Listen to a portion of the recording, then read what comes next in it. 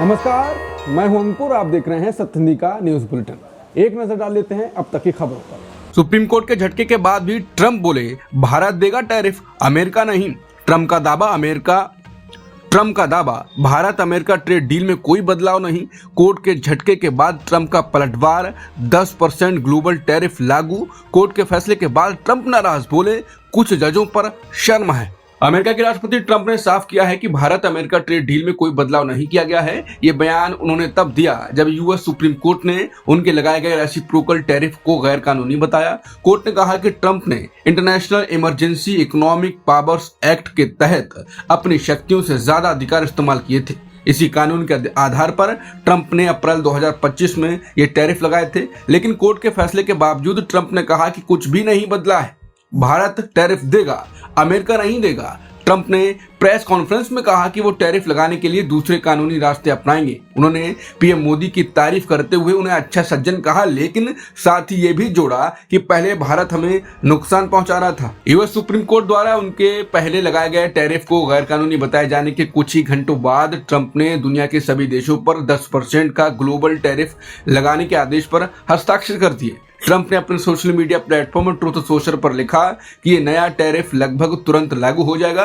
बता दें, supreme court ने 6-3 के फैसले में ट्रंप के टैरिफ लगाने को गैर कानूनी बता दिया। इसके बाद दुनिया में हलचल मच गई। हालांकि इस फैसले से नाराज होकर ट्रंप ने अदालत पर गंभीर आरोप लगाए। उन्होंने बिना कोई सबूत दिए कहा कि कोर्ट पर विदेशी ताकतों का असर है। ट्रंप ने पत्रकारों से कहा कि मुझे कोर्ट के कुछ जजों पर शर्म है, उनमें देश के लिए सही फैसला लेने का साहस नहीं था।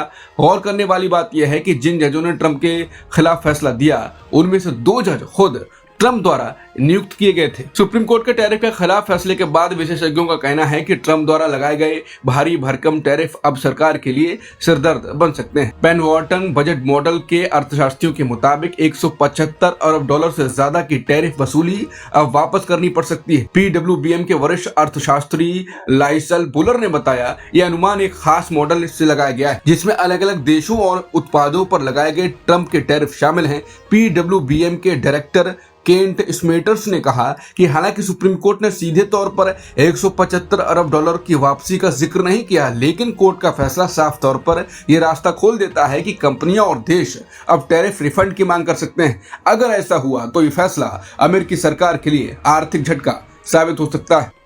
ट्रंप ने सीमित सैन्य हमले की संभावना जताई। ईरान ने समझौते का मसौदा तैयार करने की बात कही। अमेरिकी राष्ट्रपति ट्रंप ने कहा है कि ईरान के परमाणु कार्यक्रम को रोकने के लिए वो उसके नेताओं पर दबाव बनाने के मकसद से सीमित सैन्य हमले पर विचार कर रहे हैं। ये बात उन्होंने एक पत्रकार के सवाल के जवाब में कही। इससे पहले अधिकारियों ने भी हमले की संभावना का संकेत दिया था। ट्रंप ने कहा कि शायद अगले 10 दिनों में साफ हो जाएगा कि ईरान से समझौता होता है या अमेरिका सैन्य कार्रवाई करता है। हाल के हफ्तों में अमेरिका ने इलाके में अपनी सैन्य मौजूदगी बढ़ाई है। उधर ईरान के विदेश मंत्री अब्बास अराक्ची ने कहा कि ईरान संभावित समझौते का मसौदा तैयार कर रहा है, जिसे अमेरिकी दूत स्टीव विटकॉफ को सौंपा जाएगा। अमेरिका और यूरोपीय देशों को शक है कि ईरान परमाणु हथियार बना रहा है, हालांकि ईरान इससे इनकार करता है।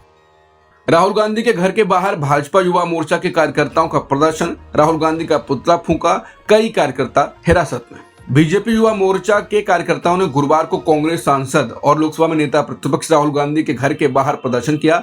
दिल्ली पुलिस ने राहुल गांधी के घर के बाहर प्रदर्शन कर रहे भाजयुओं के कुछ कार्यकर्ताओं को हिरासत में लिया है। उनका कहना है कि राहुल गांधी के कहने पर ही यूथ कांग्रेस ने एआई समिट में विरोध किया। इस दौरान बीजेपी कार्यकर्ताओं ने राहुल गांधी का पुतला भी जलाया।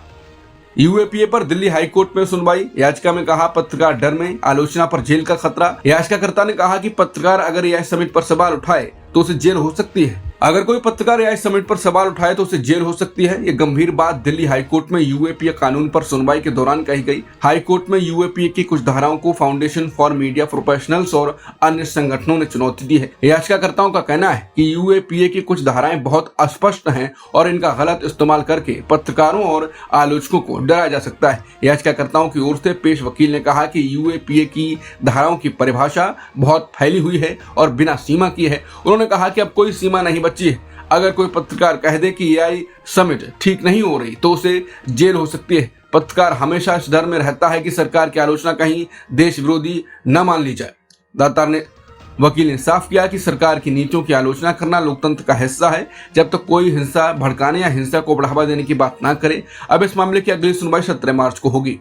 बाबर नाम की मस्जिद पर रोक की मांग खारिज, सुप्रीम कोर्ट ने जनहित याचिका को किया खारिज। सुप्रीम कोर्ट ने उस जनहित याचिका को खारिज कर दिया है जिसमें बाबर या बाबरी मस्जिद के नाम पर मस्जिद निर्माण पर रोक लगाने की मांग की गई थी। उस याचिका में कहा गया था कि देश भर में किसी भी मस्जिद का निर्माण या नाम बाबर बाबरी मस्जिद के नाम पर नहीं होना चाहिए। याचिका में तर्क दिया गया था कि मुगल शासक बाबर हिंदू विरोधी आक्रमणकारी था, इसलिए उसके नाम पर किसी भी धार्मिक ढांचे की अनुमति नहीं दी जानी चाहिए।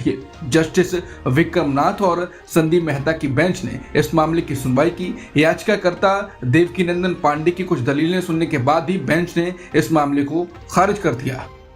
पीएम आवास के पास झुग्गियों को खाली करने का अल्टीमेटम, 717 परिवारों को 6 मार्च तक शिफ्ट होने का नोटिस। नई दिल्ली में प्रधानमंत्री आवास 7 लोक कल्याण मार्ग के पास रेसकोर्ट रोड स्थित 3 झुग्गी क्लस्टर भाई रैम कैंप, मस्जिद कैंप और डीआईपी कैंप को हटाने के लिए केंद्र सरकार ने अल्टीमेटम जारी किया है। द इंडियन एक्सप्रेस की रिपोर्ट के अनुसार गुरुवार को जारी नोटिस में 717 परिवारों से 6 मार्च तक झुग्गियां खाली करने और उत्तर पश्चिमी दिल्ली के सावदा घेवरा स्थित DUSIB कॉलोनी में आवंटित फ्लैट लेने को कहा गया है, अन्यथा कानूनी कार्रवाई होगी। ये झुग्गियां सरकारी जमीन पर हैं जो आवास एवं शहरी मामलों के मंत्रालय के लैंड एंड डेवलपमेंट ऑफिस के अधीन आती हैं। जनवरी 2024 में लैंड एंड डेवलपमेंट ऑफिस और DDA ने संयुक्त सर्वे के बाद पुनर्वास का फैसला लिया था। T20 क्रिकेट टीम के बांग्लादेश क्रिकेट टीम के वरिष्ठ सहायक कोच मोहम्मद सलाहुद्दीन ने टीम के ICC पुरुष T20 वर्ल्ड कप न खेलने के फैसले पर पूर्व खेल सलाहकार आसिफ नजरुल की कड़ी आलोचना की। उनका कहना है कि नजरुल पहले बोले सरकार ने फैसला लिया, फिर जिम्मेदारी बोर्ड और खिलाड़ियों पर डाल दी। ये खुला झूठ है। सलाहुद्दीन के मुताबिक इस फैसले से कई खिलाड़ी मानसिक रूप से टूट गए। उन्होंने कहा कि 27 साल का सपना एक झटके में तोड़ दिया गया। उधर उप कप्तान सैफ हसन ने फेसबुक पर लिखा कि वर्ल्ड कप न खेल पाने का सदमा पचाना आसान नहीं था, क्योंकि ये उनका वर्ल्ड कप पहला होता और जिंदगी का सपना था। अब तक की खबरों में इतना ही। बाकी खबरों के लिए बने रहिए सत्य हिंदी के साथ।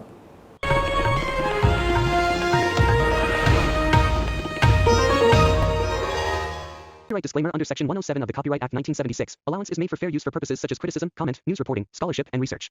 Fair use is a use permitted by copyright statute that might otherwise be infringing.